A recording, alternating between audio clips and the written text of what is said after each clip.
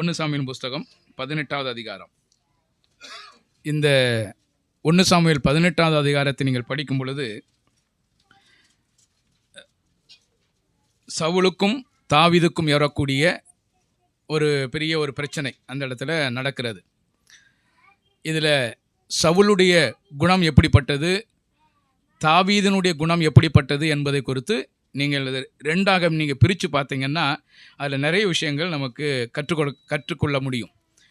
தாவீது எந்த அளவுக்கு ஒரு உண்மையுள்ளவராக இருந்தார், சவுல் தாவீதுக்கு விரோதமாக எப்படியாக செயல்பட்டார் என்பதை குறித்து இந்த 18வது அதிகாரத்தை நீங்கள் படிக்க முடியும். இந்த 18வது அதிகாரத்துக்கு நான் கொடுத்திருக்கிற தலைப்பு கபடமில்லாத தாவீது அப்படின்னு சொல்லி ஒரு தலைப்பு கொடுத்திருக்கிறேன். கபடமில்லாத ஒரு தாவீது.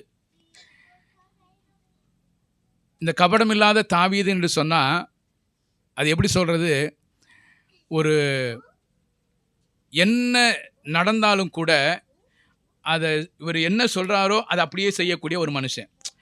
இப்போ நமக்கு ஒருத்தர் தீங்கு செய்துட்டாங்க அப்படின்னு சொன்னால் அடுத்து அவங்ககிட்ட என்ன செய்ய மாட்டோம், எந்த விதமான தொடர்பு வச்சுக்கொள்ள மாட்டோம். ஒருவேளை ஏதாவது வேலை செய்ய சொன்னால் கூட நம்ம செய்யாமல் விட்டுருவோம். ஆனால் தாவீதினுடைய வாழ்க்கையில் அவருக்கு எதிராக பல விஷயங்கள் வந்தாலும் கூட அவர் செய்த ஒரு காரியம் என்ன, அவர் சொன்னார் நான் செய்தேன், அதை மட்டும்தான் செய்வார். அப்போ அவருடைய மனசில் என்ன இல்லைன்னா கபடம் இல்லை. அதாவது இருதயமானது அவ்வளோ ஒரு சந்தோஷமாக இருந்தது. கபடம் இல்லாத ஒரு தாவீது. நீங்கள் பாருங்கள், சங்கீதம் 32:2 அப்படி வாசிக்கிறோம். 32வது சங்கீதம் 2வது வசனம். எவனுடைய அக்கிரமத்தை கர்த்தர் எண்ணாதிருக்கிறாரோ, எவனுடைய ஆவியில் கபடம் இல்லாதிருக்கிறதோ அவன் பாக்கியவான். எவனுடைய ஆவியில் கபடம் இல்லாதிருக்கிறதோ அவன் பாக்கியவான், இல்லையா? எவனுடைய ஆவியில் கபடம் இல்லாதிருக்கிறதோ அவன் ஆசீர்வதிக்கப்பட்டவன். அந்த பாக்கியவான் என்கிற ஒரு வார்த்தைக்கு ஆசீர்வதிக்கப்பட்டவன் என்று சொல்லி அர்த்தம். ஆசீர்வதித்த சுதந்திரத்துக் கொள்ளவன், ஆசீர்வதிக்கப்பட்டவன். அப்போ எவனுடைய ஆவியில் கபடம் இல்லாதிருக்கிறதோ அவங்கள ஆசீர்வதிக்கப்பட்டவங்க, பாக்கியவான்கள். அவங்க சந்தோஷமாக இருப்பாங்க அப்படின்னு சொல்ல போகலாம். இன்னும் சொல்ல போனால் அவங்க சந்தோஷமாக இருப்பாங்க, இல்லையா? இருதயத்துக்குள்ளே இந்த கபடம் என்ற ஒரு வார்த்தைக்கு வஞ்சகம், சூது, இப்படிதான் பல அர்த்தங்கள் சொல்லப்பட்டு இருக்கிறது. இதெல்லாம் ஒரு மனிதனுடைய வாழ்க்கையில் இருக்குமானா அவங்க சந்தோஷமாக இருக்க முடியாது, அவங்க ஆசீர்வாதமாக இருக்க முடியாது, நிம்மதியாக இருக்க முடியாது. அப்போ இங்கே சங்கீதக்காரன் தாவீது சொல்கிறார், எவனுடைய ஆவியில் கபடம் இல்லாது இருக்கிறதோ, எவனுடைய ஆவியில் வஞ்சகம் இல்லாது இருக்கிறதோ, எவனுடைய ஆவியில் சூது இல்லாது இருக்கிறதோ அவன் ஆசீர்வதிக்கப்பட்டவன், அவன் பாக்கியவான் என்று சொல்லி வாசிக்கிறோம். 116வது சங்கீதத்தில் 6வது வசனத்தில் அப்படி வாசிக்கிறோம். 116:6 கர்த்தர் கபடற்றவர்களை காக்கிறார். கர்த்தர் கபடமற்றவர்களை என்ன செய்கிறார், காக்கிறார், இல்லையா? கர்த்தர் கபடற்றவர்களை காக்கிறார், பாதுகாக்கிறார். அதாவது எந்த விதமான மனசில் எந்த விதமான சூது, வாது, வஞ்சனை எதுவுமே இல்லாது இருப்பாங்க. பார்த்தீங்களா? ஒரு சொல்லுவோம்ல, இந்த பையன் சூது இல்லாத ஒரு மனுஷன், பையன் சூதுவாது தெரியாத பையன் சொல்லுவாங்களா? அப்படின்னு என்ன அர்த்தம்? அது சொல்லுவாங்கல்ல, இது சூதுவாது தெரியாத ஒரு பையன். நம்ம என்ன சொன்னாலும் என்ன செய்வான், வெகுளித்தனமான ஒரு பையன், என்ன சொன்னாலும் செய்வான், இல்லையா? என்ன சொன்னாலும் செய்வான். அவனுக்கு அதில் பிரச்சனை இருக்குன்னு சொல்லி தெரிஞ்சா கூட எங்கள் அண்ணன் சொன்னார், எங்கள் மாமா சொன்னார், எங்கள் அப்பா சொன்னார், அதனால செய்வேன். அப்போ வெகுளித்தனமான ஒரு பையன் என்ன சொன்னாலும் செய்வான். அப்போ அவன் அப்படி செய்கிறத பார்த்து ஒருவேளை அந்த விஷயத்தில் தீங்கு இருக்குமானால், ஒருவேளை அந்த விஷயத்தில் பிரச்சனை இருக்குமானால், ஒருவேளை அந்த விஷயத்தில் அவனுக்கு ஆபத்து வருமானால் கர்த்தர் அவனை பாதுகாத்துக் கொள்வார். அவன் சூதுவாது தெரியாத ஒரு மனுஷன், எதுவுமே அவனுக்கு எந்த விஷயமே தெரியாது, அது ஒரு வெகுளித்தனமான ஒரு பையன், அவன் வெகுளித்தனமாக எல்லா வேலையும் செஞ்சுக்கிட்டே இருப்பான், கர்த்தர் அவனை பாதுகாத்துக் கொள்வார். உண்மைதானே? அதுதான் சொல்ற, கபடற்றவர்களை கர்த்தர் காப்பாற்றுகிறார், காக்குகிறார் என்று சொல்லி வாசிக்கிறோம். பிலிப்பியர் 2வது அதிகாரம் 15வது வசனத்தில் வாசிக்கும் பொழுது, பிலிப்பியர் 2:15 கோணலும் மாறுபாடுமான சந்ததியின் நடுவிலே குற்றமற்றவர்களும் கபடற்றவர்களும் தேவனுடைய மாசற்ற பிள்ளைகளாய் இருக்கும்படிக்கு நீங்கள் கபடற்றவர்களாய் இருங்க. கோணலும் மாறுபாடான சந்ததியின் மத்தியில நீங்க எப்படி இருங்க, கபடற்றவர்களாய் இருங்க என்று சொல்கிறார். ஏன்னா இந்த உலகத்தில் அப்படிதான் இருக்கிறாங்க, கோணலும் மாறுபாடான ஆட்கள் மத்தியில் தான் நம்ம இருக்கிறோம். நம்ம நினைக்கிறபடியெல்லாம் ஜனங்க இல்லை, இல்லையா? நாம் விரும்புகிறபடியெல்லாம் இல்லை. ஏகப்பட்ட பிரச்சனைகள், எங்கே பார்த்தாலும் பல விஷயங்கள் நடந்து கொண்டு இருக்கிற இடங்களில் நாம் எப்படி இருக்கணுமா, கபடற்றவர்களாக இருக்கணும், இல்லையா? நான் எல்லாருமே ஒன்று போல இருப்பாங்களான்னு நினைக்க முடியாது. நான் எப்படி இருக்கணும்? நான் கபடற்றவனாக இருக்கணும் இல்லையா? கோணலும் மாறுபாடான சந்ததியில் நம்ம எப்படி இருக்கணும்னா கபடற்றவளாக இருங்க என்று சொல்லி கொடுக்குறார் இல்லையா? 1 பேதுரு 3ஆம் அதிகாரம் 10ஆவது வசனத்தில் இப்படி வாசிக்கும் பொழுது, ஜீவனை விரும்பி நல்ல நாட்களை காண வேண்டும் என்று இருக்கிறவன் பொல்லாப்புக்கு தன் நாவையும் கபடத்துக்கு தன் உதடுகளையும் விலக்கி காத்து. திரும்ப இருக்க வாசி. ஜீவனை விரும்பி நல்ல நாட்களை காண வேண்டும் என்று நல்ல நாட்களை காண வேண்டும் என்று சொல்லி விரும்பினீங்கன்னா கபடத்துக்கு தன் உதடுகளை விலக்கி காத்து கொள்ளணும். அது சொல்றாரு, அப்படிதான் சொல்றாரு. நீங்க நல்ல நாட்களை காண வேண்டும் என்று சொல்லி விரும்புனீங்கன்னா, ஜீவனை விரும்பி நல்ல நாட்களை காண வேண்டும் என்று சொல்லி நீங்க விரும்புனீங்கன்னா எப்படி இருக்கணுமா? கபடத்துக்கு தன் உதடுகளை விலக்கி காத்துக்கொள்ளணும். இன்னும் சொல்ல போனா, நான் நல்லா இருக்கணும்னா என் உதடு எப்படி இருக்கணும்? நல்லா இருக்கணும் இல்லையா? நான் நல்லா இருக்கணும், உதடு எப்படி இருக்கணும்? நல்லா இருக்கணும். பிரச்சனையே எங்க தெரியுமா? எங்க தான் பிரச்சனை? வாயில தான் பிரச்சனை. உதடுல தான் பிரச்சனை. என் வாயும் என் உதடும் சரியாக இருக்குமானா நான் எல்லாமே நல்லா இருக்க முடியும் இல்லையா? ஜீவனை விரும்புகிறோம், நல்ல நாட்களை காண வேணும்னு சொல்லி விரும்புகிறவங்க என்ன செய்யணும்னா கபடத்துக்கு தன் உதடுகளை காத்து கொள்ளணும் இல்லையா? நம்ம எதை வேணாலும் பேசிடக்கூடாது, எப்படி வேணாலும் பேசிடக்கூடாது இல்லையா? நமக்கு எல்லாத்துக்குமே ஒரு கட்டுப்பாடு இருக்கணும் இல்லையா? கண்ணுக்கு கட்டுப்பாடு இருக்கணும், வாய்க்கு கட்டுப்பாடு இருக்கணும், உதடுக்கு கட்டுப்பாடு இருக்கணும். எல்லா இடத்துலையுமே நம்ம கட்டுப்பாடு உள்ளவரெல்லாம் நம்ம என்ன செய்யணும்? வாழணும். இந்த கட்டுப்பாடு இல்லைன்னு சொன்னா, என்னுடைய உதடுக்கு கட்டுப்பாடு கொடுக்கலன்னா பிரச்சனையில மாட்டிக்குவோம் இல்லையா? என்னுடைய கண்ணுக்கு கடிவாளம் போடலைன்னா நம்ம என்ன செஞ்சிருவோம்? மாட்டிக்குவோம். இப்போ அதனால தான் குதிரைகளுக்கு கடிவாளம் போடுறதுக்கு எதுக்கு இல்லையா? ஒருவேளை அந்த குதிரைக்கு கடிவாளம் போடலைன்னா எப்படி இருக்கும்? தாறுமாறா ஓடும், அது இஷ்டத்துக்கு ஓடும் இல்லையா? ஏன் இஷ்டத்துக்கு ஓடாது, அது இஷ்டத்துக்கு ஓடும். அதனால தான் அதுக்கு என்ன செஞ்சுருக்கிறாங்க? கண்ணில் இப்படி கடிவாளம் போட்டு வச்சுருக்கிறாங்க. சைடெல்லாம் தெரியாது, ஒரே எல்லத்துக்கல்ல மட்டும்தான், அது வாரில் முன்னாடி ஓடிக்கிட்டே இருக்கும். அப்போது அந்த குதிரையை சரியாய் ஓடணும்னா கடிவாளம் போடணும் இல்லையா? கண்ணுக்கு கடிவாளம் போடணும். அப்படி போட்டிருக்கிறதுனால தான் அது நான் விரும்புகிற வண்ணமாக ஓடிக்கிட்டு இருக்கு. ஒருவேளை கடிவாளம் போடாது இருக்குமானா, அந்த கண்ணுக்கு கடிவாளம் போடாது இருக்குமானா நான் நினைக்கிறபடி ஓடாது, அது இஷ்டப்படி ஓடும். அதனால தான் உதடுகளை என்ன செய்யுங்க? காத்துக்கொள்ளுங்க அப்படின்னு சொல்கிறார். நான் இதுக்கு எதுக்கு சொல்ல வரேன்னா, கபடம் இல்லாத ஒரு தாவீதுக்கு இதெல்லாம் நடந்தது. அவருடைய ஆவியில் கபடம் இல்லை இல்லையா? அவர் கபடம் இல்லாததுனால கர்த்தர் அவரை காப்பாற்றினார். அவர் கோணலும் மாறுபாடான ஒரு மனுஷன் மத்தியில் வாழ்ந்து கொண்டு இருக்கிற ஒரு தாவீது இல்லையா?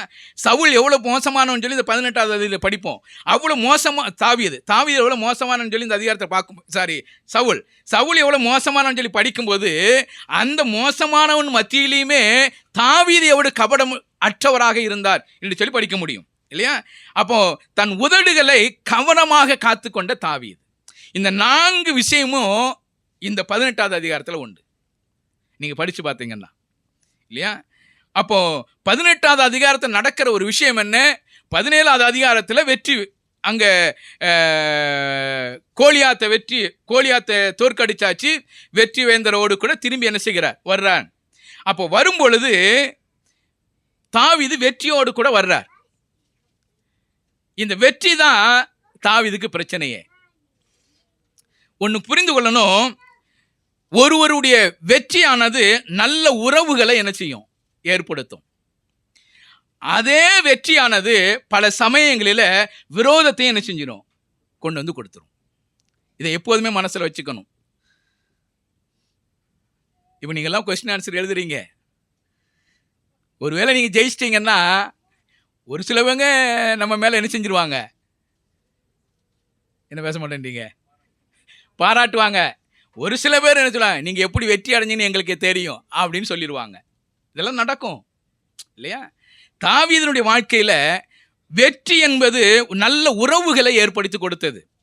நீங்கள் 1வது வசனத்தை படிக்கும் பொழுது 18:1 அவன் சவுலோட பேசி முடிந்த பின்பு யோனத்தானுடைய ஆத்மா தாவீதின் ஆத்மாவுடைய ஒன்றாய் இசைந்திருந்தது. யோனத்தான் அவனை தன் உயிரை போல சிநேகித்தான். அடுத்து சவுல் அவனை அவன் தகப்பன் வீட்டுக்கு திரும்பி போக ஒட்டாமல் அன்னோடு கூட வைத்துக் கொண்டான். யோசனை பண்ணி பாருங்க, தாவீதினுடைய ஆத்மா ஒன்றாய் இசைந்திருந்தது. யோனத்தான் தன் உயிரை போல சிநேகித்தான். சவுல் அவன் வீட்டுக்கு அனுப்பாதபடி தாவீதை தன்னோடு கூட வைத்துக் கொண்டார். இது எங்க நடந்தது? வெற்றியினால் வந்த ஒரு ஆசீர்வாதம். வெற்றி என்பது நல்ல உறவுகளை ஏற்படுத்தும். பல சமயங்களில் அது விரோதத்தையும் என்ன செஞ்சிடும், உருவாக்கி விட்டுரும். நீங்க பாருங்க 5வது வசனத்தை வாசிங்க. தாவீது சவுல் தன்னை அனுப்புகிற எவ்விடத்திற்கும் போய் புதியதாய் காரியத்தை நடப்பித்ததினால் சவுல் அவனை யுத்த மனுஷரில் அதிகாரியாக்கினான். அவன் எல்லா ஜனத்தின் கண்களுக்கும் சவுளுடைய ஊழியக்காரரின் கண்களுக்கும் கூட பிரியமாயிருந்தான். 9வது வசனத்துல, அந்நாள் முதற்கொண்டு சவுல் தாவீதை காய்மகாரமாய் பார்த்தான். இல்லையா? நீ யோசனை பண்ணி பாருங்க. நல்ல உறவு வைத்து கொண்டு இருந்த சவுல் இப்ப எப்படி மாறிட்டார்னா பொறாமையுள்ளவனாக மாறி போனார். காய்மகாரமாய் பார்த்தான். யோசனை பண்ணி பாருங்க. ஒருவனுடைய வெற்றியானது நல்ல உறவுகளை ஏற்படுத்தும். அதே போல பல சமயங்களில் விரோதத்தை என்ன செஞ்சிருது. ஒரே வெற்றி தான். தாவீது ஜெயிச்சு வந்த அந்த வெற்றியினுடைய விஷயங்கள் என்ன நடந்துச்சு பாருங்க. 2 காரியத்தை செஞ்சது. ஒன்று உறவுகளை உருவாக்கி கொடுத்துச்சு, இன்னொன்று உறவுகளை முறிச்சிருச்சு. இது நடக்கும். நீங்க பல சமயங்களில் நீங்க வெற்றி அடையலாம். அந்த வெற்றி உங்களுக்கு நல்ல உறவுகளை ஏற்படுத்தி கொடுக்கும். அதே வெற்றி பல இடங்களில் என்ன செய்யும், விரோதத்தையும் உண்டாக்கி கொடுக்கும். நீங்க எதை பிடிச்சு கொள்றீங்களோ அதை வச்சு தான் உங்களுடைய வாழ்க்கையில் முன்னேற்றம் அடைய முடியும். இல்லையா? 2வது காரியம், அமைதியான குணம் முன்னேற்றத்தை உண்டாக்கும். இந்த சூழ்நிலையில தாவீதினுடைய குணம் ரொம்ப அமைதியா இருந்துச்சு. நீங்க 18வது அதிகாரத்தில் வாசிக்கும் பொழுது தாவீது அவ்வளவு அமைதி உள்ள ஒரு மனுஷன். அமைதியான குணம் முன்னேற்றத்தை ஏற்படுத்தும். 30வது வசனத்தில் வாசிக்கும் பொழுது கடைசியில, அவன் பேர் மிகவும் கனம் பெற்றது என்று சொல்லி வாசிக்கிறோம். அமைதியான குணம் முன்னேற்றத்தை ஏற்படுத்தும். ஆனா புகழை விரும்பினால் அது தோல்வி உண்டாகும். 27வது வசனத்தில் வாசிக்கும் பொழுது, அதற்கு குறித்த நாட்கள் நிறைவேறும் முன்னே தாவீது எழுந்து தன் மனுஷரை கூட்டிக் கொண்டு போய் பெலிஸ்தரில் 200 பேரை வெட்டி அவர்கள் நுனித்தோள்களை கொண்டு வந்து தான் ராஜாவுக்கு மறுமனாகும்படிக்கு அவைகளை ராஜாவுக்கு எண்ணி செலுத்தினான். அப்பொழுது சவுல் தன் குமாரத்தியாகிய மீகாலை அவனுக்கு மனைவியாக கொடுத்தான். இது நீங்க நான் பின்னாடி சொல்றேன். அங்க நடந்த விஷயம் என்ன? மீகாலை கொடுத்தான். அவர் நினைத்தது ஒண்ணு, சவுல் நினைத்தது ஒண்ணு, இங்க நடந்தது ஒண்ணு. கடைசியில் மீகாலை கொடுக்க வேண்டிய ஒரு சூழ்நிலைக்குள்ளவாக வந்தார். அப்ப என்ன சொல்ல வரேன்னு சொன்னா, அங்கே அமைதியான குணம் முன்னேற்றத்தை உண்டாக்கும். ஒரு நல்ல ஒரு இடத்துல கொண்டு போய் உருவாக்கி வச்சிரும். ஆனா புகழை விரும்பினால் தோல்வியை தான் கொண்டு போய் நிப்பாட்டும். நீங்க புகழை விரும்பினவங்க யாருமே முன்னேற்றம் அடைந்ததாக எங்கேயுமே சரித்திரம் கிடையாது. புகழ்ச்சியை விரும்பினவங்க தோல்வியில தான் போய் நிற்பாங்க. இல்லையா? புகழ்ச்சி என்பது நாம் புகழக்கூடாது, என்னை நானே புகழ்ந்து கொள்ளக்கூடாது. இல்லையா? புகழை என்னை நானே புகழ்ந்து கொள்ளவும் கூடாது, புகழை விரும்பவும் கூடாது. புகழ்ச்சி என்பது தெய்வத்துக்கு மட்டுமே சார்ந்த இருக்கிற காரியம். அதை நான் எடுத்துக்கொள்ளக்கூடாது. அவருக்குரிய செலுத்த வேண்டிய கனத்தையும் மரியாதையும் புகழ்ச்சியும் நான் எடுத்துக்கொள்ளக்கூடாது. ஒருவேளை நான் எடுத்துக்கொள்ளக்கூடியவனாக இருந்தால் என்னுடைய வாழ்க்கையில் தோல்வி உண்டாகும். இங்க நடந்த ஒரு காரியம் என்ன? தாவீது அமைதியாக இருந்ததுனால அங்கு கனம் பெற்றவனாக மாறினார். சவுல் புகழ்ச்சியை விரும்பினதுனால தோல்வியை அடைந்தார் என்று சொல்லி வாசிக்கிறோம். நீங்க பாருங்க, நீதிமொழிகள் 27வது அதிகாரம் 21வது வசனத்துல இப்படி வாசிக்கிறோம். வெள்ளிக்கு குகையும் பொன்னுக்கு புடமும் சோதனை, மனுஷனுக்கு அவனுக்கு உண்டாகும் புகழ்ச்சியே சோதனை. மனுஷனுக்கு உண்டாகும் சோதனை எது தெரியுமா? புகழ்ச்சி தான். பொன்னுக்கு எப்படி என்னது?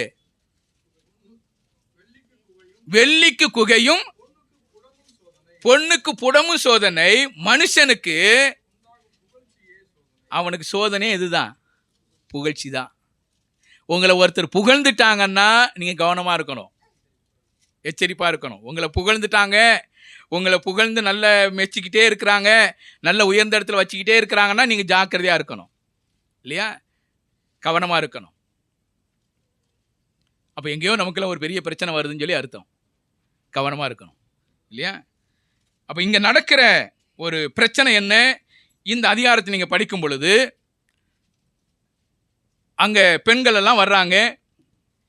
பெண்கள் எல்லாம் வந்து என்ன செய்யறாங்க? ஒரு பெரிய ஒரு பாட்டு ஒன்று பாடுறாங்க. இல்லையா? பாடுறாங்களா இல்லையா? பாருங்க 6வது வசனத்துல. தாவீது பெலிஸ்தனை கொன்று திரும்பி வந்த பின்பு ஜனங்கள் திரும்ப வரும்போதும் ஸ்திரீகள் இஸ்ரவேலின் சகல பட்டணங்களிலும் இருந்து ஆடல் பாடலுடன் புறப்பட்டு மேளங்களோடும் கீத வாத்தியங்களோடும் சந்தோஷமாய் ராஜாவாகிய சவுலுக்கு எதிர்கொண்டு வந்தார்கள். அந்த ஸ்திரீகள் ஆடி பாடுகையில், சவுல் கொன்றது 1000, தாவீது கொன்றது 10,000 என்று முறையாக பாடினார்கள். இதுதான் பிரச்சனையே. என்ன பிரச்சனை? அந்த ஸ்திரீகள் பாடினாங்க. என்ன பாட்டு பாடினாங்க? 10,000 பொய்யா பாடினாங்களா? நான் இப்படி ஒரு எழுதியிருக்கிறேன். இந்த பிரச்சனைக்கே காரணம் தாவீதனுடைய வெற்றியா, இல்லை இந்த பெண்கள் பாடின பாட்டா, இல்லை தாவீதா, இல்லை சவுலா அப்படின்னு ஒரு கேள்வி கேட்டிருக்கேன். இந்த பிரச்சனை வருது இல்லையா? தாவீதுக்கும் சவுலுக்கும் பிரச்சனை வருது. காய்மாகாரமாய் பார்த்தான்னு ஒரு பிரச்சனை வருது இல்லையா? இந்த பிரச்சனைக்கு காரணம் தாவீது வெற்றி அடைந்து வந்ததா, இல்லை இந்த பெண்கள் பாடினதா, இல்லை தாவீதா, இல்லை சவுலா? பெண்கள் பாடினதுதான் பிரச்சனை, அம்மா சொல்றாங்க. வேற சவுல் தான் பிரச்சனை. வேற அம்மா சொல்லிட்டாங்க பாட்டு பாடுனது தான் பிரச்சனை. அவங்க பாட்டு பாடாமல் இருந்தால் அந்த பிரச்சனையே இல்லை. இந்த பாட்டு பாடாமல் தான் இந்த பிரச்சனையே வந்திருக்காது. அப்போ பாடல் தான் பிரச்சனைன்னு அம்மா சொல்கிறாங்க. இந்த பக்கம் தாவீது தான் பிரச்சனை. தாவீது தான் சொன்னேன், சவுல் தான் பிரச்சனைன்றாங்க. வேற இன்னும் 2 இருக்க.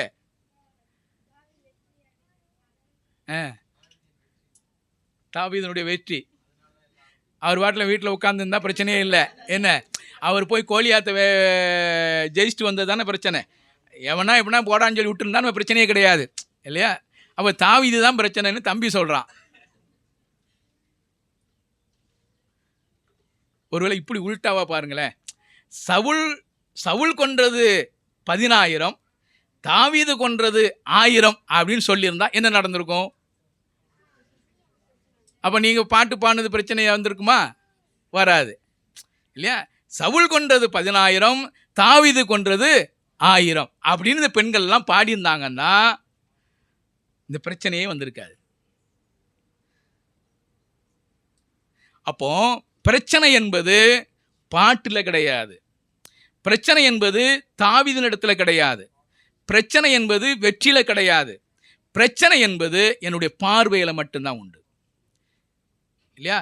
நான் எந்த அடிப்படையில் கேட்குறேன் அதன் அடிப்படையில் தான் உண்டு. பிரச்சனை என்பது நான் என்னுடைய கேள்வியில் தான் உண்டு. நான் எதை எப்படி பார்க்குறேன் இல்லையா? நீங்கள் யோசனை பண்ணி பாருங்க. 17வது அதிகாரம் 11வது வசனத்தை வாசிங்க. சவுலும் இஸ்ரவேலர் அனைவரும் அந்த பெலிஸ்தனுடைய வார்த்தைகளை கேட்டு கலங்கி மிகவும் பயப்பட்டார்கள். யோசனை பண்ணி பாருங்க. பெலிஸ்தனுடைய வார்த்தையை கேட்டு எல்லாம் கலங்கிக்கிட்டு இருந்தாங்க. யாரு? சவுலும் இஸ்ரவேல் ஜனங்கள் அத்தனை பேரும் கலங்கிக்கிட்டு இருந்தான். என்ன நடக்குமோ, என் வாழ்க்கையில் எவ்வளோ என்ன கோலியாத் வந்து என்ன செய்வானோ அப்படிங்கிற கலங்கி கொண்டிருந்தாங்க. சவுல் ராஜாவும் கலங்கி கொண்டிருந்தார். அவரை சார்ந்திருக்கிற ஜனங்களும் என்ன செஞ்சாங்க? கலங்கி கொண்டிருந்தாங்க. அது 24வது வசனத்துல இஸ்ரவேலர் எல்லாரும் அந்த மனுஷனை காணும்போது மிகவும் பயப்பட்டு அவன் முகத்துக்கு விலகி ஓடி போவார்கள். அந்த மனுஷனை பார்த்தாலே என்ன செஞ்சிடறாங்க? ஓடி போயிடுறான். அந்த மனுஷனை பார்த்தாலே ஓடிடுறாங்க. ராஜா கலங்குறாங்க, ஜனங்கள் எல்லாம் கலங்கி போய் நிற்கிறான். அந்த மனுஷனை பார்த்த உடனே பின்னிட்டு என்ன செய்றாங்க? அப்படிதானே வச்சுக்கிறோம்.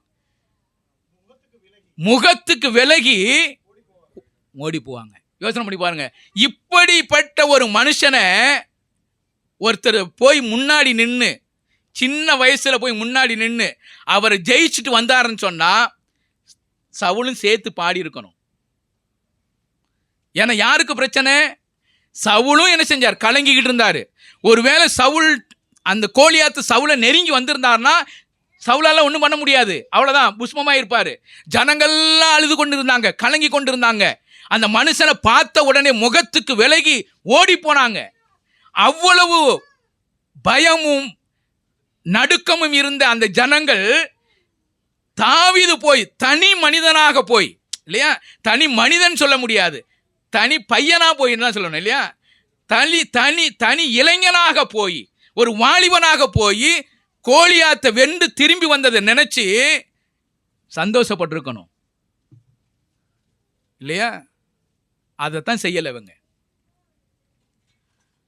ஒருவேளை தாவீது அந்த இடத்துக்கு போகாம இருந்தா என்ன நடந்திருக்கும்? எல்லாத்தையும் காலி பண்ணியிருப்பான் இல்லையா? தாவீது கோலியாத்தை கொல்லாம விட்டுருந்தா என்ன நடந்திருக்கும்? எல்லாத்தையும் காலி பண்ணியிருப்பான். ராஜ்யம் அவருடைய கையில போயிருக்கும். ஆனா ஆண்டவர் எவ்வளவு அழகா கொண்டுட்டு போறாரு. ஆடு மேய்த்து கொண்டு இருக்கிற ஒரு மனுஷனை வர சொல்லி, அவங்க அப்பா போய் நீ போய் அந்த அண்ணன் தம்பிலாம் நலம் விசாரிச்சுவான்னு சொல்லி அனுப்பிவிட்டு இங்க நலம் விசாரிக்க வரும் பொழுது பல விஷயத்தெல்லாம் பார்த்து, எதுக்கு நீங்க இவளுக்கு பயப்படுறீங்க, நான் போய் வெற்றி அடையணும்னு சொல்லி தனி இளைஞனாக போய் அந்த கோலியாத்தை கொன்னு அவனுடைய தலையை வெட்டி கொண்டுட்டு வந்து ராஜாவுடைய கையில கொடுக்கிறார். இதை தான் யார் எதிர்பார்த்துக்கிட்டு இருந்தா? சவுல் இதைத்தான் எதிர்பார்த்துக்கிட்டு இருந்தார். இந்த கோலியாத்தை யார் தோற்கடிக்கிறது, இவனை யார் ஜெயிக்கிறது, அந்த எண்ணத்துல தான் சவுல் இருந்து கொண்டிருந்தார். ஆனா அதெல்லாம் ஒரு தனி பையனாக நின்று, ஒரு தனி இளைஞனாக நின்று அந்த கோலியாத்தை வென்று தலையை வெட்டி தன்னுடைய ராஜாவுடைய கையில கொண்டு வந்து கொடுக்கிறாருன்னா என்ன செஞ்சிருக்கணும்? புகழ்ந்து பாடி இருக்கணும் இல்லையா? எல்லாரும் சேர்ந்து புகழ்ந்து பாடி இருக்கணும். ஆனா சவுல் ராஜாவில் பாட முடியல, மனசு வரல. எப்படி அவனை உயர்த்துறது? நான் ராஜாவா இருக்கிறேன், இந்த வெற்றியெல்லாம் எனக்கு சேரணும். ஒரு சின்ன பையனுக்கு எப்படி கொண்டு போய் வெற்றியை கொடுக்கிறது? ஒருவேளை அவனை புகழ்ந்து பாடினா என்னுடைய மரியாதை எப்படி இருக்கும், என்னுடைய மதிப்பு எப்படி இருக்கும்? இப்போ எல்லாரும் அதில் சொல்றார் இல்லையா? அடுத்த இதில் பாசிக்கும் போது என்ன சொல்றாரு? 8வது வசனத்துல, அந்த வார்த்தை சவுலுக்கு விசனமாய் இருந்தது. அவன் மிகுந்த எரிச்சல் அடைந்து, தாவீதுக்கு 10,000 எனக்கோ 1000 கொடுத்தார்கள், இன்னும் ராஜாங்கம் மாத்திரம் அவனுக்கு குறைவாய் இருக்கிறது. அப்படின்னா என்ன அர்த்தம்னா, என்னுடைய பதவிக்கு இவன் என்ன செஞ்சிருவான்? வேட்டு வச்சிருவான். ராஜாங்கம் மட்டும்தான் அவனுக்கு இதா இருக்கு. ஒருவேளை இவனை இப்படியே விட்டுட்டோம்னா இவன் ராஜா பதவியை நம்மகிட்ட எடுத்துருவான், அவ்வளவுதான், நமக்கு பதவி போயிடும். அப்போ இந்த பதவிக்காக தான் மனுஷன் இவ்வளவு பிரச்சனைக்கு காரணமே. எனக்கு இருக்கிற இந்த பதவி போகக்கூடாது என்பதற்காக இவர் செய்த ஒரு காரியம் இல்லையா? அப்போ நம்முடைய பார்வை, நாம் எந்த அடிப்படையில் நாம் எப்படி பார்க்கிறோமோ அப்படித்தான் என்னுடைய குணமும் இருக்கும் இல்லையா? இந்த பாடலை பார்க்கும்பொழுது எப்படி பார்த்துருக்கணும்? அவர் எப்படி பார்த்துருக்கணும்? நான் நிற்க வேண்டிய இடத்துல இந்த பையன் நின்று இருந்தான் இல்லையா? ஒருவேளை இந்த தாவீது இல்லைன்னா நானும் என்னை சார்ந்திருக்கிற ஜனங்களும் எவ்வளவு வேதனைப்பட்டிருப்போம், ஒருவேளை எவ்வளவு பிரச்சனைகள் அடைந்திருக்கும். இதெல்லாம் நினைச்சு பார்க்கணும். அவர் இதெல்லாம் நினைச்சு பார்க்காம வெற்றி சும்மா வந்துருச்சா? யோசனை பண்ணி பாருங்க. வெற்றி சும்மா வந்துருச்சா? ஒருவேளை கோலியாத்து தாவீதை பிடிச்சி கையில் பிடிச்சி சுருட்டி இருந்தானா என்ன நடந்திருக்கும் இல்லையா? அப்போ ஒரு தைரியம் இருந்தது. இந்த தாவீதினிடத்தில் தேவன் இருந்தார் இல்லையா? தேவன் வெற்றியை கொடுத்தார். தேவனுடைய நாமத்தினால் புறப்பட்டு போன தாவீது. அப்போ எவ்வளவு ஒரு ஆச்சரியமாக நடந்த ஒரு விஷயத்தை நினைத்து பார்த்து தாவீதும் ஜனங்களும் சேர்ந்து, சவுலும் ஜனங்களும் சேர்ந்து இன்னும் அதிகமாக என்ன செஞ்சிருக்கணும்? புகழ்ந்திருக்கணும். அந்த புகழ்ச்சியை இவர் விரும்பலை. நம்ம யோசிக்கணும். என்னைக்குமே நம்முடைய வாழ்க்கையில் ஒரு சில விஷயங்கள் நடக்குமானா அந்த நடந்த விஷயத்தை நீங்கள் பின்னாடி பார்க்கணும். இது எப்படி நடந்தது? ஒருவேளை அவங்க இல்லைன்னா எனக்கு இந்த விஷயங்கள் நடந்திருக்குமா? ஒருவேளை அவங்க இந்த விஷயத்தை செய்யலைன்னா என்னுடைய வாழ்க்கையில் இது நடந்திருக்குமா? இதெல்லாம் யோசித்து பார்க்கணும். சும்மா நம்முடைய வாழ்க்கையில் எதுவுமே நடக்க போகிறது கிடையாது. நடக்கிறதுக்கு பின்பதாக நமக்கு பின்னாடி பல விஷயங்கள் நடந்து கொண்டு இருக்குது இல்லையா? யோசனை பண்ணி பாருங்க. நம்ம சும்மா ரட்சிக்கப்பட்டு வந்துட்டோமா? ஒருவேளை இந்த ரட்சிப்பு வேணால் நமக்கு இலவசமாக கொடுக்கப்பட்டு இருக்கிறது. இலவசம்தான், இலவசமாக கொடுக்கப்பட்டிருக்கிறது. நம்ம அதுக்காக ஒரு விலக்கரையும் கொடுக்கலை. அந்த ரட்சிப்புக்கு ஒரு விலக்கரையும் நம்ம கொடுக்கலை. ஒன்னே ஒன்று செய்திருக்கிறோம். ஆண்டவரே, நான் ஒரு பாவி ஆண்டவரே, என்னுடைய பாவத்துக்காக இந்த உலகத்துக்கு மனிதனாக என்னுடைய பாவத்தையும் சாபத்தையும் கல்வாரி சிலுவையில் சுமந்து தீர்த்து மரித்து அடக்கமனப்பட்டு உயிரோடு கூட எழுந்தீர் என்பதை நான் விசுவாசிக்கிறேன், நம்புறேன் ஆண்டவரே. இந்த ஒரு வாசகத்தை மட்டும்தான் சொல்லியிருக்கிறோம், வேற எதுவுமே நம்ம செய்யலை. ஆனால் நமக்கு எப்படி கொடுத்துட்டாரு தெரியுமா?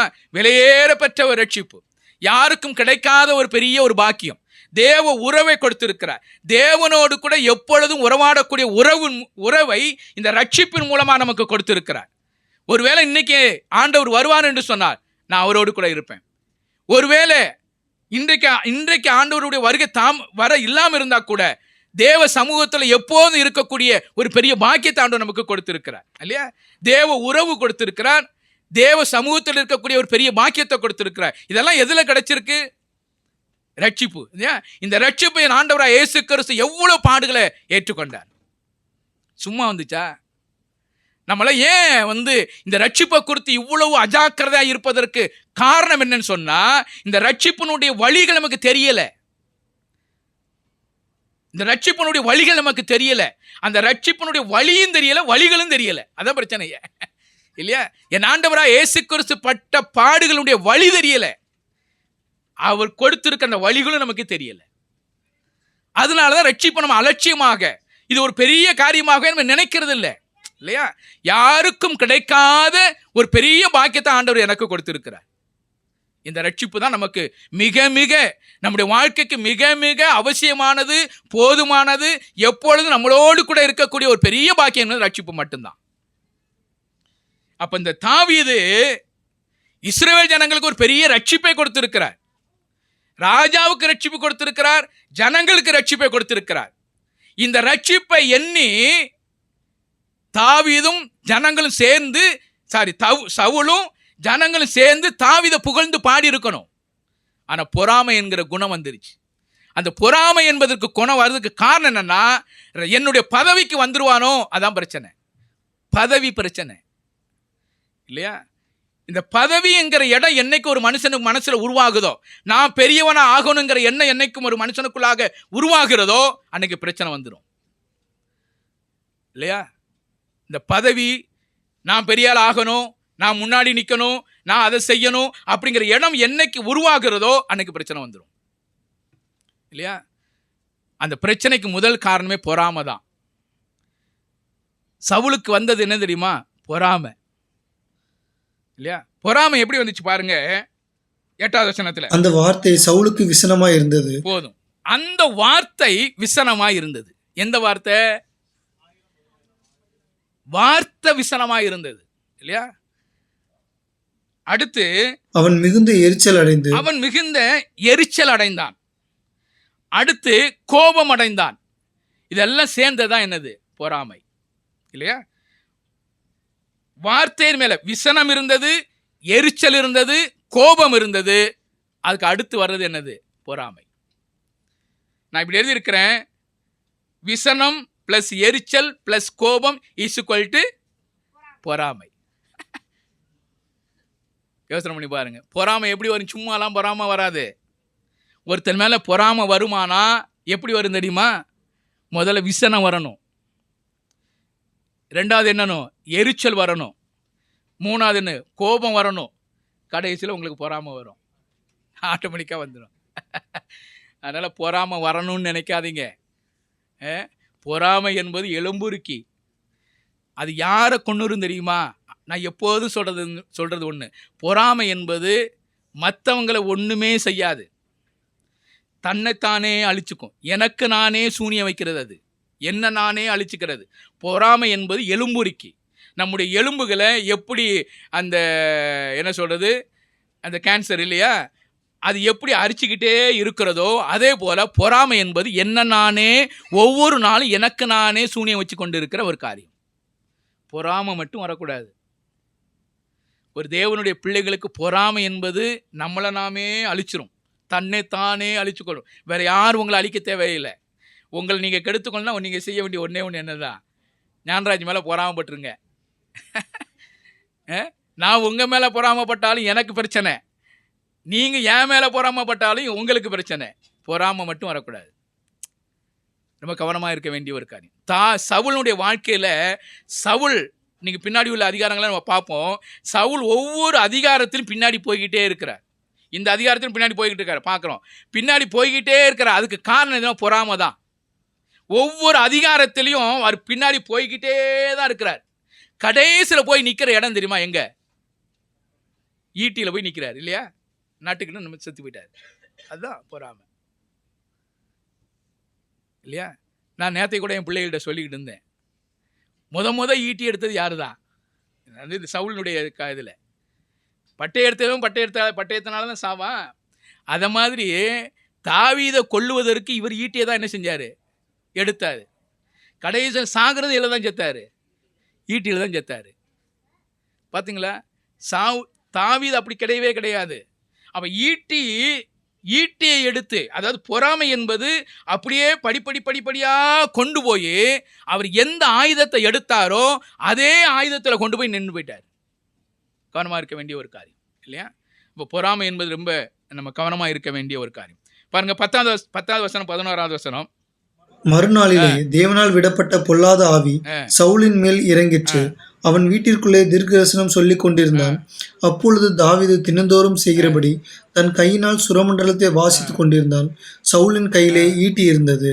அப்பொழுது சவுல் தாவீதை சுவரோடே சேர்த்து உருவ குத்தி போடுவேன் என்று ஈட்டியை அவன் மேல் எறிந்தான். ஆனாலும் தாவீது விலகி 2 தரம் அவனுக்கு தப்பினான். இவர் செய்து வழக்கம் போல செய்திருக்கிற ஒரு காரியம் தான். இதுக்கு முன்னாடி செஞ்சார் இல்லையா?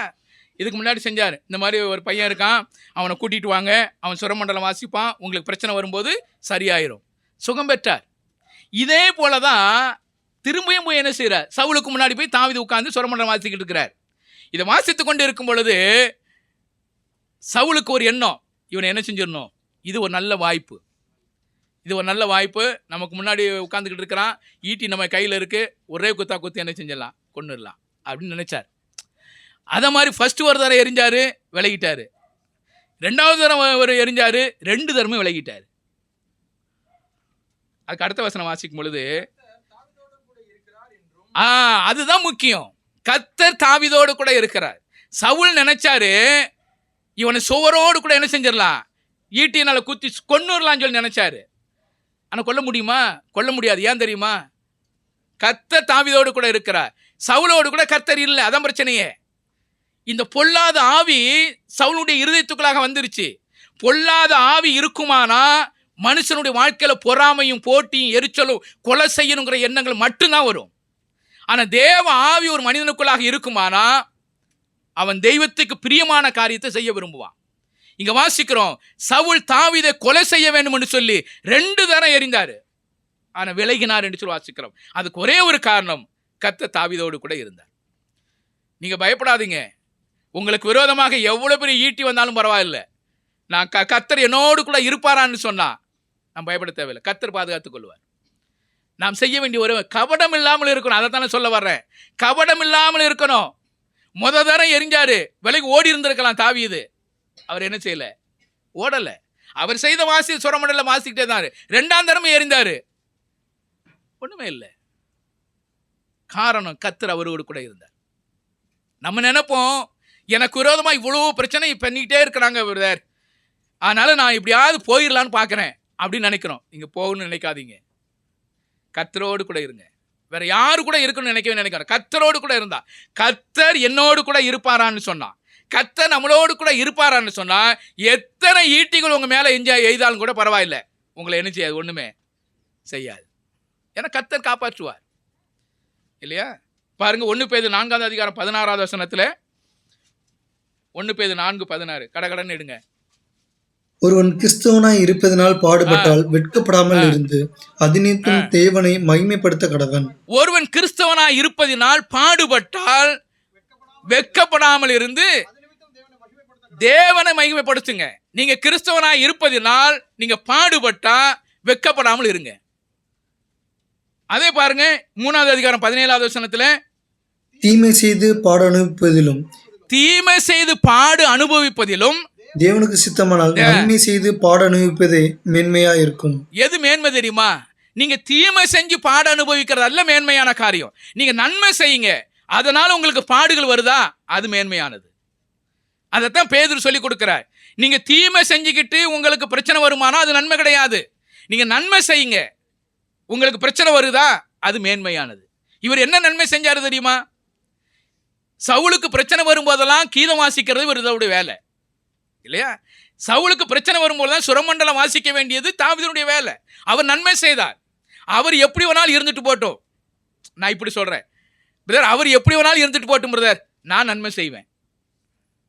அவர் எனக்கு என்ன தீமை வேணாலும் செஞ்சுட்டு போட்டோம், நான் இப்படி தான் இருப்பேன். அதுதான் ஸ்டாண்டர்ட். அதைத்தான் தாவீது எடுத்துக்கொண்டு இருக்கிற முறை.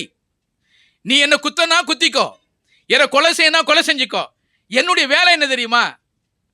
நீ சுகம் அடையணும், நீ ஆறுதல் அடையணும், நீ சமாதானமா இருக்கணும். அதற்காக நான் சுரமண்டலம் வாசிப்பேன். அதான் அவருடைய வேலை இல்லையா? நன்மை செய்து பாடு அனுபவிங்க, அது மேன்மையானது. தீமை செய்து பாடு அனுபவிக்கிறதெல்லாம் மேன்மை கிடையாது. அது நான் தீமை செஞ்சிருக்கிறேன், அதனால பாடுபடுறேன், இதுல நான் மேன்மை அடைதல் என்ன இருக்கு? நான் திருடிட்டேன், என்னை ஒருத்தன் அடிச்சிட்டான், அதுக்காக நான் மேன்மையா சொல்ல முடியுமா? அது மேன்மை கிடையாது.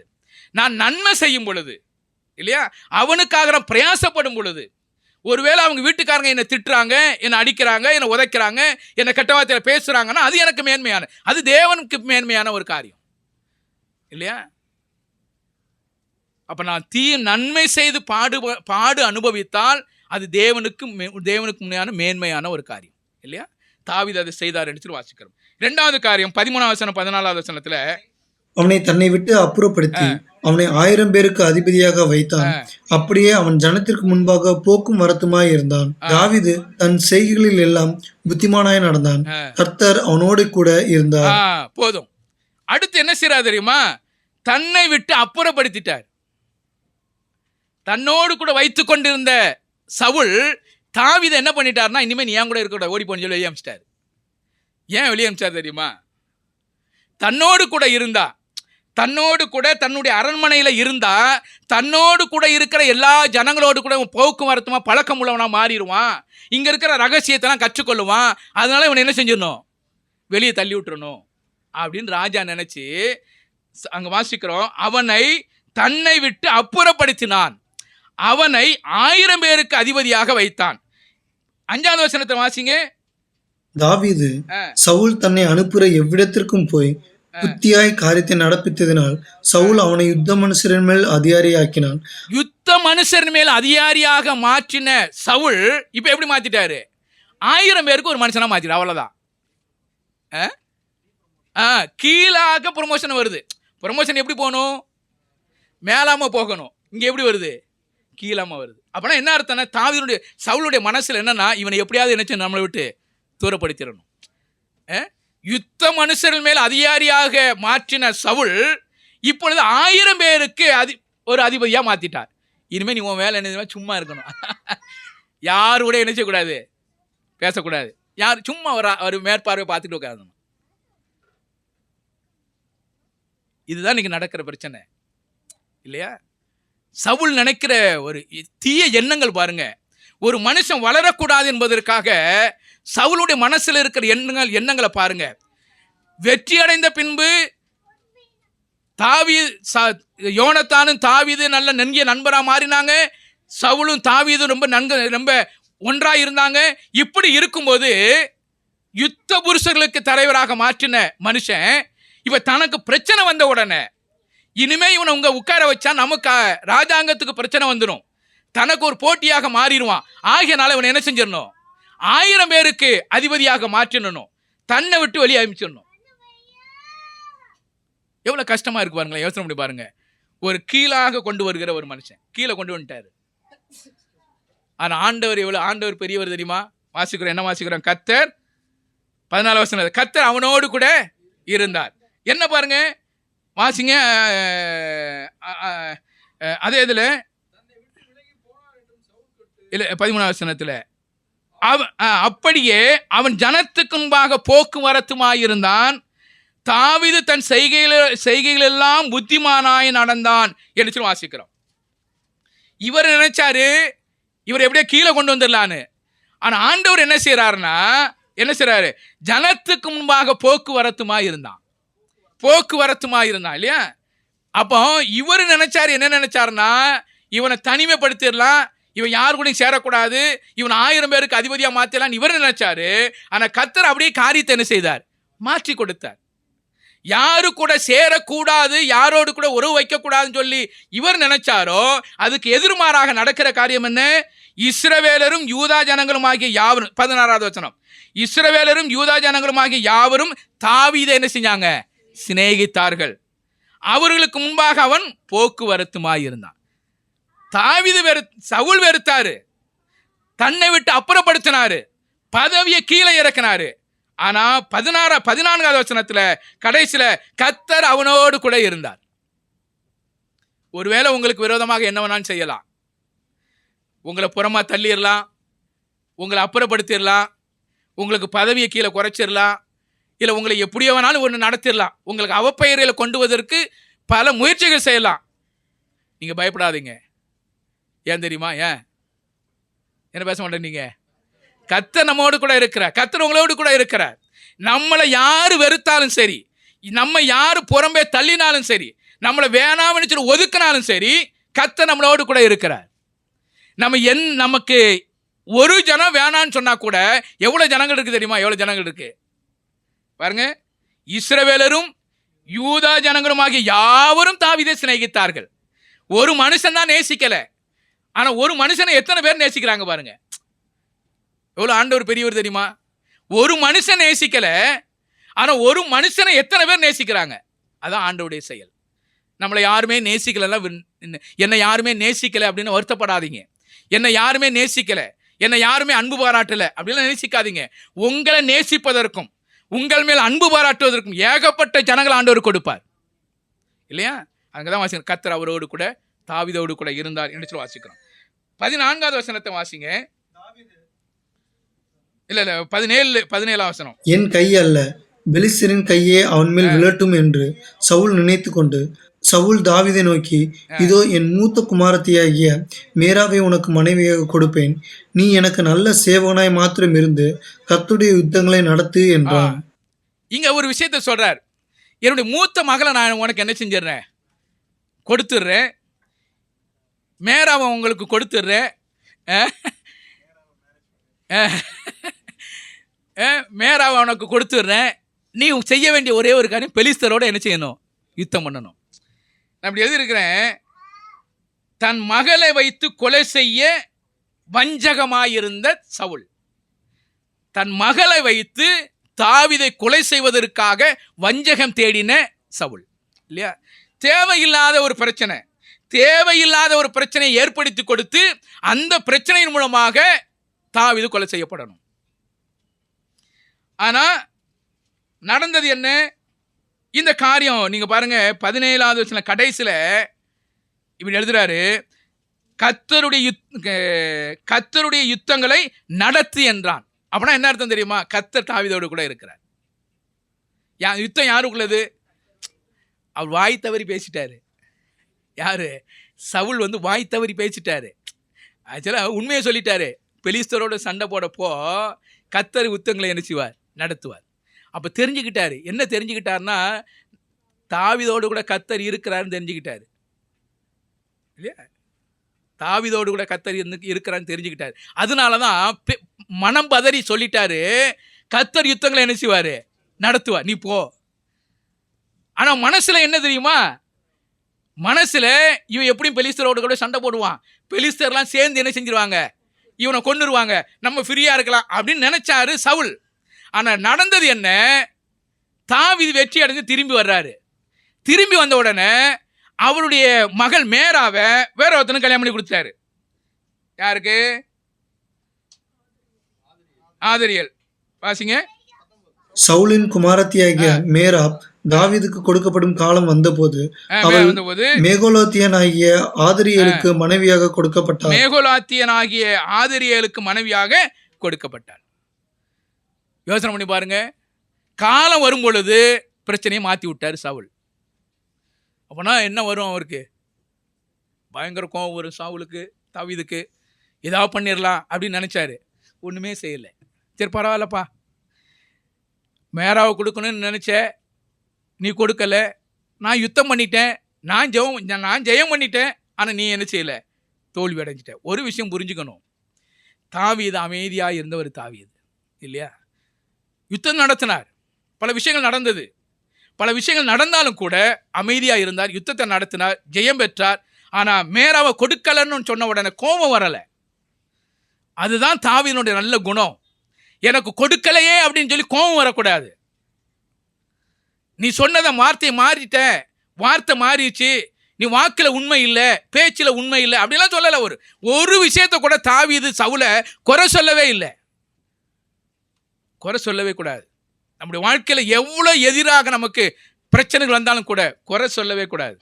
நீங்கள் குறை சொல்லாமையே இருந்தீங்கன்னா, நீங்கள் குறை சொல்லாமையே இருக்க இருக்க இருக்க கர்த்தர் யுத்தங்களை நடத்துவார். அவர் நமக்காக நின்று பேசுவார். நான் ஒன்றுமே பேசணும்னு அவசியமே இல்லை இல்லையா? நான் அமைதியாக இருந்தால் மட்டும் போதும். கடைசியாக பாருங்க 22வது வசனத்தில், பின்பு சவுல் தன் ஊழியக்காரரை பார்த்து, நீங்கள் தாவீதோட ரகசியமாய் பேசி, இதோ ராஜா உன்மேல் பிரியமாய் இருக்கிறார், அவருடைய ஊழியக்காரர் எல்லாரும் உம்மை சிநேகிக்கிறார்கள், இப்போதும் நீ ராஜாவுக்கு மருமகனானால் நலம் என்று சொல்லுங்கள் என்று கற்பித்தான். அடுத்து வஞ்சகமான ஒரு பேச்சு எப்படி பேசுறாரு பாருங்க. 25வது அதிகாரம் 25வது வசனம் கடைசி பகுதியை பாருங்க. தாவீதை பெலிஸ்தரின் கையினால் விழப்பண்ணுவதே சவுலுடைய எண்ணமாய் இருந்தது. தாவீதை பெலிஸ்தரின் கையினால் விழப்பண்ணுவதே சவுலுடைய எண்ணமாய் இருந்தது. அதுக்கு இவர் எப்படி பேசுறாரு பாருங்க. நயவஞ்சகமான பேச்சு எப்படி பேசுறாரு பாருங்க. உன்மேல் சவுல் எப்படி இருக்கிறார்? பிரியமா இருக்கிறார். உன் மேல அதிகமாக நேசம் வைக்கிறாரு. இந்த மாதிரி நேசம் யாருமே வைக்க முடியாது. உன் மேல ரொம்ப பாசமா இருக்கிறாரு அப்படி சொல்றான். ரெண்டாவது, ஊழியக்காரர் எல்லாரும் ஒன்றை என்ன செய்றாங்க? நேசிக்கிறாங்க. ராஜாவுக்கு மருமகன் ஆகிறதுக்கு இல்லையா? வாசிங்க. அவன் ஊழியக்காரர் தாவீதுக்கு இந்த வார்த்தைகளை சொன்னபோது, ராஜாவுக்கு மருமகனாகிறது தாவீதுக்கு பிரியமாய் இருந்தது. ராஜாவுக்கு மருமகன் ஆகிறது ரொம்ப நல்லது. இது சவுல் சொல்லி கொடுத்து அனுப்புறாரு. இப்படி எல்லாம் போய் என்ன செய்யுங்க சொல்லுங்க. ராஜா உன் மேல பிரியமா இருக்கிறாரு, ஊழியக்காரர் எல்லாருமே எப்படி இருக்கிறாங்க? உன் மேல சிநேகமா இருக்கிறாங்க. நீ ராஜாவுக்கு மருமகன் ஆகிறது உனக்கு நல்லதுப்பா அப்படின்னு போய் பேசுறார். அப்போ பேசிட்ட உடனே அப்படியா? அப்புறம் சவுல் சொல்ற, நான் இப்படியெல்லாம் பண்ண முடியாது, நம்ம குறைவுள்ள அப்படிலாம் பல விஷயங்கள்லாம் சொல்றார். ஆனால் இப்படி சொன்னாலும் கூட தாவீதுடைய மனசுல அவருக்கு ராஜா சொன்னார் நான் செய்வேன் அந்த ஒரு எண்ணம் மட்டும் அவருக்குள்ள இருந்தது. நீங்க பாருங்க, நீதிமொழிகளின் புஸ்தகம் 26வது அதிகாரம் 23வது வசனத்தை வாசிங்க. நேச அனலை காண்பிக்கிற உதடுகளோடு கூடிய தீய நெஞ்சம் வெள்ளி பூச்சு பூசிய ஓட்டை போல் இருக்கும். நேச அனலை காண்பிக்கிற உதடுகளோடு கூடிய தீய நெஞ்சம் இந்த மண் ஓடுல வெள்ளி பூச்சி பூசினா எப்படி இருக்கும்? பெயிண்ட் அடிச்சாருங்களா? அது ஆக்சுவலாக மண்பானைன்னு வச்சுக்கோங்களேன். மண்பானையில் வெள்ளி பூச்சி பூசி இருக்கிறாங்க. ஆனால் நமக்கு வெளிப்பார்வையில் எப்படி தெரியும்? வெள்ளி பாரி தெரியும் இல்லையா? நிறைய இந்த கல்யாணத்துலாம் கவரிங் கொடுத்து ஏமாத்திடுறாங்கல்ல, அந்த மாதிரி இங்கே யாரும் ஏமாத்திருக்க மாட்டாங்க. நம்ம யாரும் கவரிங் வாங்குறதில்ல, நாங்கள் மட்டும்தான் வாங்குகிறோம். நம்ம வெளிப்பாக தான் இருக்கிறோம். அப்போ பாருங்க, அந்த பானையில் பார்த்தீங்கன்னா கவரிங்கை போட்டு நல்ல வெள்ளி பாத்திரம் மாதிரியே கொடுத்துட்றான். ஆனால் அதை உடைச்சி அது உள்ளுக்குள்ள என்ன இருக்குது தெரியுமா? மண் இருக்குது. அதை மாதிரி தான் சவுல் என்ன சொல்கிறாருன்னா, வெளியில் பார்க்கும்போது என்ன சொல்கிறாரு? ராஜாவை மேலே பிரியமாக இருக்கிறாரு, எல்லா ஊழியக்காரங்களும் உன்னை சிநேகிக்கிறாங்க, நான் ராஜாவுக்கு நீ மருமகனாகிறதுக்கு ரொம்ப நீ கொடுத்து வச்சவனாக இருக்கணும் அப்படின்னு ராஜா சொல்கிறாருன்னு சொல்லி செய்தி வருது. இதெல்லாம் கேட்ட உடனே தாவீது மயங்கிடுவார் அப்படிங்கிற எண்ணம் அவருக்குள்ள வருது இல்லையா? ஆனால் தாவீது மயங்கலை. ஆனால் அவர் ஒரு கட்டளையை கொடுக்கிறார். இந்த மாதிரி பெலிஸ்தரை போய் இந்த மாதிரி வெற்றி அடைந்து அங்கே இருக்கிற நுனித்தோலெல்லாம் வெட்டிட்டு வந்துடணும் அப்படி சொன்ன உடனே எல்லாம் வெட்டிட்டு வந்தார். எல்லாம் நடந்து போச்சு. எல்லாம் நடந்தாலும் கூட ஆனால் நடந்த விஷயம் பாருங்க. 27வது வசனத்துல, அதற்கு குறித்த நாட்கள் நிறைவேறும் முன்னே தாவீது எழுந்து தன் மனுஷரை கூட்டிக் கொண்டு போய் பெலிஸ்தரில் 200 பேரை வெட்டி அவர்கள் நுனித்தோள்களை கொண்டு வந்து தான் ராஜாவுக்கு மர்மனாகும்படிக்கு அவைகளை ராஜாவுக்கு எண்ணி செலுத்தினான். அப்பொழுது சவுல் தன் குமாரத்தியாகிய மீகாலை அவனுக்கு மனைவியாக கொடுத்தான். கர்த்தர் தாவீதோடு இருக்கிறார் என்று சவுல் கண்டறிந்து கொண்டான். சவுலின் குமாரத்தியாகிய மீகாலும் அவனை நேசித்தான். ஏமாற்ற முடியாது, ஏமாற்ற முடியாது. ஏன் ஏமாற்ற முடியாதுன்னா 28வது வசனத்தில் வாசிக்கும் பொழுது, கர்த்தர் தாவீதோடு கூட இருக்கிறார். அதுதான் ஏமாற்ற முடியாது. கர்த்தர் தாவீதோ முதல்ல ஏமாத்தினாரு, 2ஆம் தரம் ஏமாத்தலான்னு பார்த்தாரு, முடியல. ஏன்னா இவன் பெலிஸ்தரில் போய் 200 பேரை வெட்டி அதனுடைய நுனித்தோலை கொண்டுட்டு வந்துட்டோம்னா எதிரே பெலிஸ்தர்லாம் ரொம்ப எதிராளியாக மாறி இவனை கொண்டு போட்டுருவான்னு சொல்லி நினைச்சாரு. முதல்ல எப்படி தன்னுடைய மகளைய சொல்லி ஏமாத்தினாலும் அதே போல 2வது மகளையும் சொல்லி ஏமாத்தலான்னு சொல்லி நினைச்சாரு, முடியலை. கர்த்தர் தாவீதோடு கூட இருக்கிறார் இல்லையா? அவர் என்ன செய்தார்? தாவீது சொன்னபடி, அதாவது தாவீது சொன்னபடி இன்னும் கேட்டீங்கன்னா அதில் வாசிக்கிறோம், அதற்கு குறித்த நாட்கள் நிறைவேறுவதற்கு முன்னமே என்ன செஞ்சார்? இந்த இது சொல்லி முடிச்சிட்டார். யோசிக்கணும், கர்த்தர் நம்மளோடு கூட இருக்கிறார் இல்லையா? பாருங்க 28வது வசனத்தில் வாசிக்கிறோம், கர்த்தர் தாவீதோடு கூட இருக்கிறார். 30வது வசனத்தில் கடைசியில் வாசிக்கும் பொழுது அவன் பேர் மிகவும் கனம் பெற்றது என்று சொல்லி வாசிக்கிறோம். இதுதான் தாவீதோடு கூட கர்த்தர் செயல்பட்ட ஒரு விஷயங்கள். நீங்க சவுல் சொன்ன விஷயங்கள் ஏதாவது நடந்துச்சா? ஒன்று பாருங்க, ஒண்ணுமே நடக்கல. சவுலுடைய வாழ்க்கையில தோல்வி தான் 18வது அதிகாரத்தில், தோல்வி முகத்தோடு கூட நிற்கிற சவுல். ஆனா தாவீது வெற்றி அடைந்து கொண்டே வருகிறார். கடைசி 30 வசனம் வரைக்கும் அவர் வெற்றி அடைந்து கொண்டே வந்தார். இதற்கு ஒரே ஒரு காரணம், கர்த்தர் தாவீதோடு கூட இருக்கிறார். கர்த்தர் தாவீதோடு கூட இருக்கிறார். அப்ப கர்த்தர் தாவீதோடு கூட இருப்பதற்குண்டான காரணம் என்னன்னா, கபடம் இல்லாத ஒரு தாவீதாக இருந்தார். யோசனை பண்ணி பாருங்க. முதல்ல அங்க சுரமண்டலம் வாசிக்கிறார், அங்க கொலை செய்ய பார்க்கிறார். அடுத்து என்ன செய்கிறார்? பெலிஸ்தேர்ட்ட அனுப்புறார். அடுத்து என்ன செய்கிறார்? திரும்பியும் பெலிஸ்தேர்ட்ட அனுப்புகிறார். இதுல எதுவுமே அவர் என்ன செய்யல. ஒருவேளை இப்படி யோசனை பண்ணி பாருங்க, ஏற்கனவே நீ என்ன கொலை செஞ்சு பார்த்த, திரும்ப நான் என்ன செய்ய முடியாது, பெலிஸ்தேர்ட்ட போக முடியாது அப்படின்னு சொல்லல. சரி, ஏற்கனவே பெலிஸ்தேர்ட்ட போயிட்டு உங்களுடைய மகளை கல்யாணம் பண்ணி தரேன்னு சொன்னேன், கல்யாணம் பண்ணி தரல, திரும்ப நான் போக முடியாது அப்படின்னு சொல்லல. ஓகே, நீ என்ன சொன்னாலும் ஓகே, நீங்க என்ன சொன்னாலும் ஓகே, நீங்க என்ன சொன்னாலும் நான் செய்வேன். அதுதான் கபடம் இல்லாத ஒரு இருதயம். நீங்க சொல்லுவதெல்லாம் செய்ய பழகிக்கணும். தேவன் என்ன சொல்லுகிறாரோ அதுக்கு நீங்க கீழ்ப்படிய பழகுங்க. ஒருவேளை அதுக்கு நமக்கு கஷ்டமாக தோணலாம், செயல்முறையில் கஷ்டமாக தோணலாம், ஆனால் முடிவானது நமக்கு ஆசீர்வாதமாக இருக்கும் இல்லையா? முதல்ல நம்ம செய்கிற செயல் நமக்கு கஷ்டமாக இருக்கலாம், ஆனால் அதனுடைய பலன்கள் அது மிகுந்த ஆசீர்வாதத்தை கொடுக்கும். அப்போ தாவீதுடைய வாழ்க்கையில் வெற்றியுள்ள ஒரு வாழ்க்கை வாழ்ந்ததற்கு ஒரே ஒரு காரணம், கர்த்தர் தாவீதோடு கூட இருந்தார். கர்த்தர் தாவீதோடு கூட இருப்பதற்கு காரணம், தாவீது கபடம் இல்லாத ஒரு இருதயம் உள்ளவனாக இருந்தார். என்னுடைய வாழ்க்கையில் கபடம் இருக்கக்கூடாது. தாவீதை போல கபடம் இல்லாத இருதயத்தோடு கூட நாம் கர்த்தரை பின்பற்றுகிறோமானால் நம்முடைய வாழ்க்கையில வெற்றியோடு கூட வாழ்வதற்கு நமக்கு ஆண்டவர் உதவி செய்வார். எனவே அப்படிப்பட்ட சிந்தையோடு கூட ஆண்டவர் நம்மை வழி நடத்துவாராக. நாம் ஜெபம் செய்வோம். மகா உன்னதங்களில் வாசம் பண்ணுகிற எங்கள் அன்பின் ஆண்டவரே, இந்த நேரத்துக்காக நன்றி செலுத்துகிறோம். உம்முடைய வல்லமையுள்ள கரம் எங்களோடு கூட இருந்ததற்காக நன்றி செலுத்துகிறோம்.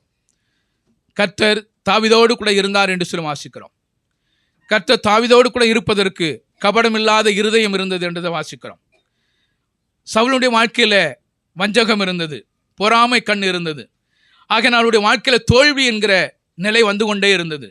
ஆனால் தாவீதினுடைய வாழ்க்கையில் தோல்வி இல்லாததற்கு ஒரே ஒரு காரணம், கபடமில்லாதவராக, கபடமில்லாதவர்களை கர்த்தர் காப்பாற்றுகிறார் என்ற வேத வசனத்தின் அடிப்படையில் கர்த்தர் தாவீதை நீர் காப்பாற்றினீர், அவரை வழிநடத்தினீர். அவர் செல்லும் இடமெல்லாம் ஆண்டவரை நீர் அவரோடு கூட இருந்து வழிநடத்தி வந்த அதற்காக நன்றி செலுத்துகிறோம். இந்த சத்தியத்தை எங்களுக்கு கற்றுக் கொடுத்ததற்காக நன்றி செலுத்துகிறோம்.